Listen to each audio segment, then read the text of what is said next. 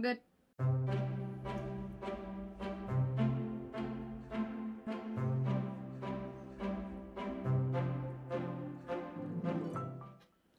Hello everybody, my name's Erica and welcome to my channel, Ginger Books. So, I wanted to apologize for the people who have been following me. I did not mean to take a whole 2-month hiatus, and it could be longer than 2 months, but if somebody's counting, let me know down in the comments. But a lot of things kind of happened, and one of the things I had to do was kind of learn to step back a little bit and reevaluate why I even started this channel in the first place, because it felt like I was trying to do several different things at one time, and it wasn't great. So during this whole 2-month long hiatus, I kind of needed a break because a lot of things were starting to pick up at work. Initially, why I started this was because I was having internet issues. However, it was solved within probably the first 3 weeks of me taking this break. The other thing was because of mic issues, and that's why the Sims Let's Plays stopped. But in reality, I think what was happening is I was just getting too burnt out with a lot of the things that were going on in my personal life and work life, and I needed to reevaluate why I even started this channel in the first place, which was just to have fun making content for you guys to kind of relate to me and just build a small little kind of happy family or community talking about books or playing Sims or whatever, I guess, and just seeing what happens in my daily life. And I think I lost sight of that because I started getting like, okay, what would people, be really interested in and what would everybody be really interested in? And, oh, I should be doing this and should be doing that. It got to the point where I was not having fun because I was losing sight of why I even started YouTube to begin with, or this channel. Now that I've kind of been able to clear my head, work is pretty much done for the year, so I am now working from home, so it's a little bit easier, but I'm just a lot clearer head and ready to get back at it and get back into another routine again, because we all know 2020 has been very interesting, and I am so sorry if I keep messing with my bangs because they're just not laying right and I don't like it. So as you can tell by the title at the bottom, I am starting this kind of like new journey of, I never really introduced myself. I kind of just threw myself out there. I kind of did a hodgepodge of a introduction on one of my very first videos, which I don't know if it's still private or public right now. And so what I really wanted to do was just introduce myself and kind of talk about the things I really like for a while until I can kind of gather up some ideas for you guys for later videos. So one of the number one things that I really love, and I have growing up, is manga and anime. To be honest, I got into anime first before manga, and I actually started reading manga, I want to say probably in high school, early high school. I didn't really read it like hardcore until I got into college. I have my favorite series that I watched growing up as an anime series and eventually read the mangas to, figure out what was different and what was similar to those. Kind of like what you do with movies and books, but half the time the movies don't even portray the books very well at all. As you can tell by this title, as I said before, I am doing a manga book tag that was introduced by Coffee Over Apples. She says this was an original tag that she made, but she may not know if she was, original one to make a manga book tag, but I'm going to give her credit because that's where I got my idea from. If you want to see the link to the original video that I got this idea from, it'll be down below with her name. So there are 9 questions, so let's get into the video and get started. So the first one, and I do apologize, I will be looking down because I have this down here because I couldn't remember all of them, and I did not have tape to tape it on my ring stand, so. The first one is Call Me Senpai, which is a book that made you cringe. So I had to think long and hard, and I think I have to agree with Coffees Over Apples, just because it is very cringy when you actually sit and look at it, and that is the relationship between Serena or Usagi and Darien in the Sailor Moon anime and manga. It is very cringy because, to be honest, she starts off as pretty much a last year high school or middle school student, 14 years old, and Darien is supposed to be, I don't remember if he actually is supposed to be like a last year high school student or he's a first year college student, because I got a mixed feelings at the very, very beginning. He was a high school student prepping for college, And then when their romance really starts budding is when he's actually a freshman in college or a first year college student. Anyways, it's still not very looked upon highly. Let's put it that way. And that's kind of cringy. I mean, I get it, they're supposed to be like destined lovers, and back then age didn't really have a number just because it was typical for girls at 13 to 14 to start looking for husbands and marrying off, and that's kind of how they portrayed the Moon Kingdom. However, it still kind of leaves a weird taste in your mouth going, yeah, that's still not okay, but hey, whatever, they're supposed to be destined lovers. And I still really enjoy this manga, and it is probably my second favorite manga of all time. Question number 2 is Super Saiyan 4, your favorite character development in a manga. So for this one, I have to pay homage to what this question's named after, which is Super Saiyan 4. I have to pay homage to DBZ, or Dragon Ball Z. More in particular, just because of the one character, which is Vegeta. I feel like he is the most changed character throughout the whole entire series, because he goes from this kid who, Prince Vegeta, who lived on Vegeta, the Super Saiyan world, Saiyan world, pretty much the spoiled little kid who, was always hammered in, your pride, be prideful of the Saiyan race, everything like that, and having that pretty much stripped away from him because of Frieza.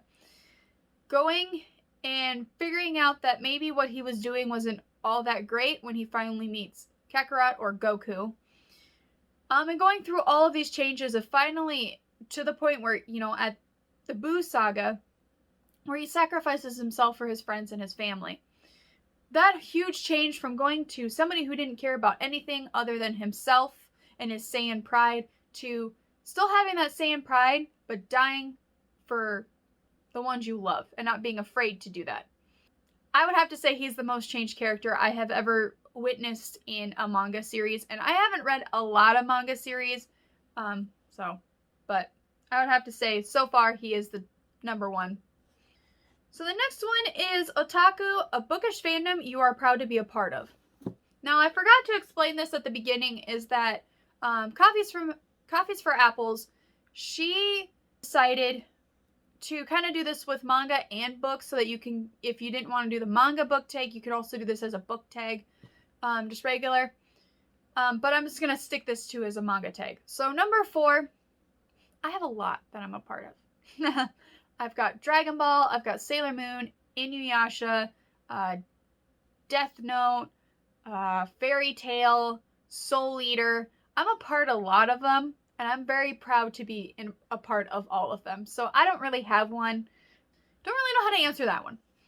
Number 5, Chibi Chibi, your favorite short stories or novella. So I've only read one, so I guess I would have to say the short stories of Sailor Moon. So this is volume 1, and I have volume 2. I've read both of them, so I only can say that they're my favorite because they're the only ones I've read.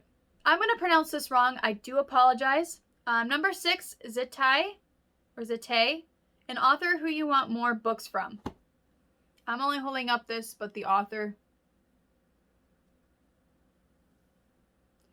Rumiko Takahashi?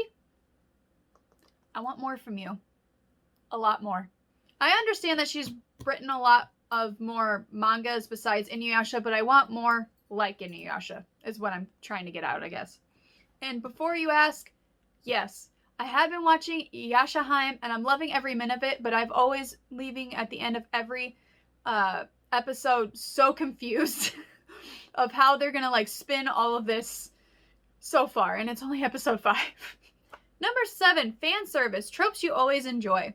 So a lot of the mangas that I've, besides let's say Death Note or anything like that, or Dragon Ball Z and Sailor Moon, but a lot of that mangas I'm attracted to are the supernatural kind of action, call to adventure type books, or mangas, sorry.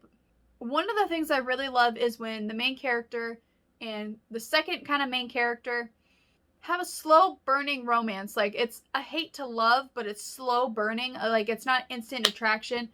Good example is Inuyasha. absolutely love those characters hands down. And I think at this point you could probably say Inuyasha is my all-time favorite anime and manga series ever. And has been since I first watched it. And I've watched it several different times. It's just my favorite go-to feel-good type anime and manga series.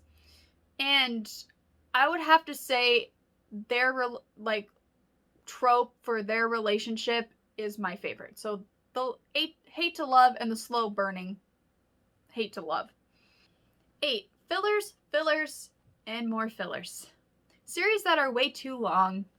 Oh, I can think of one offhand that I tried to watch, and after I think the 50th episode, I had to stop because I had a feeling that this whole series was going to keep being repetitive, and that is One Piece.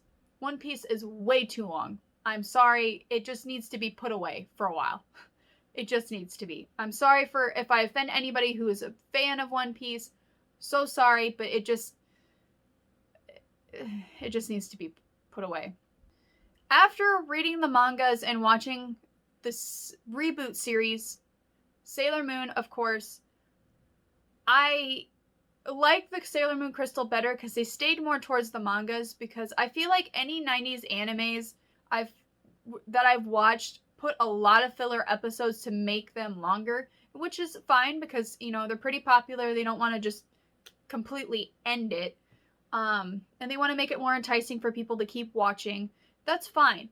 However, Sailor Moon kind of got a little long for my taste because they were throwing in fillers that did not make sense to the actual original story and plot line. So I would have to say that's my second, even though I still enjoy it. And if I need something to listen to in the background, I'll pop in the 90s version of Sailor Moon. But if I really want to watch it fully through, I will watch Sailor Moon Crystal now. And which is, I'm really excited because in January, Sailor Moon 4 or Sailor Moon Eternal, so the first movie, is coming out. I'm so excited. So excited. Last question, number 9. Yoi or Yuri? And I probably pronounced that wrong. I am so sorry. Your favorite queer character or bookish relationship? Think about this for a very long time, and then I felt so dumb until when I thought of it. Of course, I'm going to mention Sailor Moon again, because my favorite manga queer relationship is between the cousins, which is Sailor Neptune and Sailor Saturn. Or no, not Sailor Saturn. Sailor Neptune and Sailor Uranus. Sorry. And I put it in quotation marks because we all know they were not cousins. Especially the way they were very suggestive towards each other. Even in the 90s anime and Sailor Moon Crystal. And even in the manga. So, that's my favorite that I have read so far. Now, my favorite anime, and I have to thank my friend Megan for this. I'm giving her a shout out. I don't remember if she actually watched my videos or not, but giving her a shout out because she introduced me to Yuri on Ice, and I have to say Victor and Yuri's relationship, yeah. Well, that is all the questions that I have to answer. So our next one, I think I'm going to do another fun-filled anime one, but it's a secret, so you'll have to figure out on Friday, or no, not on Friday. You'll have to figure out on next week what it is, but we're going to kind of go down this kind of anime manga rabbit hole for a little bit, then move on to other things that are kind of introducing myself and kind of get into also back into bookish things as well. So, but thank you so much for sticking around for me on this 2-month-long hiatus. And thank you so much for watching. If you liked what you saw, please hit that subscribe button and that bell notification so you are notified of when I post. And I will see you on Friday for some fun Sims content. Bye!